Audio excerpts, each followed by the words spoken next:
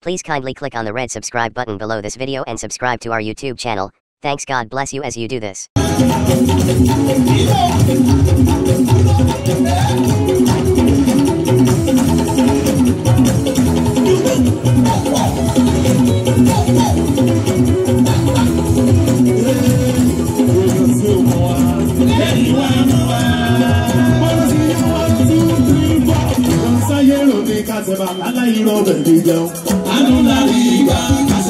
Thank you, God, for your blessing on me.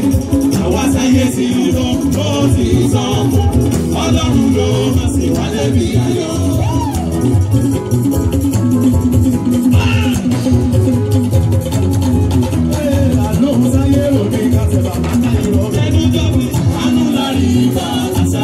Thank you, God, for your blessing on me. I was a yes, you don't know this song.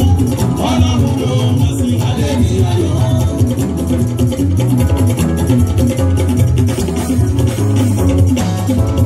Hey, Ọlọ́run ló sọ lásìkò ní sáà mi máa ṣe bẹ̀bẹ̀. Ló bẹ̀bẹ̀ gàdá ẹ máa ṣe o. Àti wọ́n ṣe kú wọ́n tẹ́lú jọ bí. Orin sáńpọ̀ sí ọdún lágòlé. Àwọn ọ̀nà máa jẹ́ kó dùn lẹ́sí ọ̀gá láàyè. Thank you God for your excellency.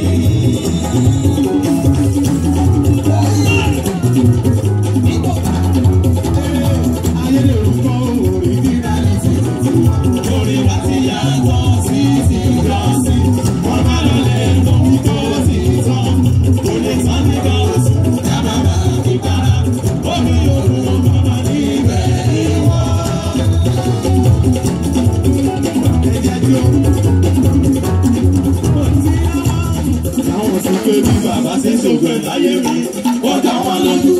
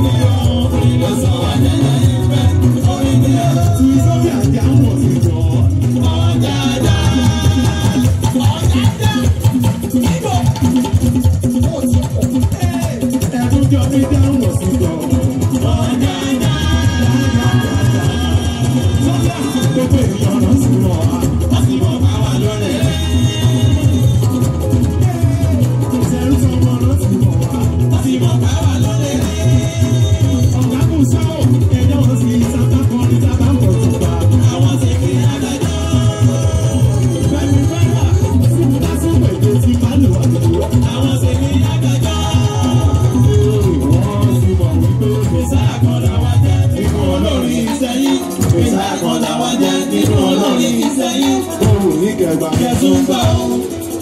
A ní mo wù ní kẹgbà kẹgbọ́. Mo wù ní kẹgbà kẹgbọ́ gbà ó. A ní mo wù ní kẹgbà kẹgbọ́. Mo wù ní kẹgbà kẹgbọ́ gbà ó. Wálé di rẹ́bí sórí àpò. Ìbò àìbà. Orí ìran ẹ̀ ti sórí àpò. Àìbá rẹ̀ ooo. Yéyéyé ẹsẹ̀ ní ẹni bá mi wò ó. Ẹsẹ̀ ní.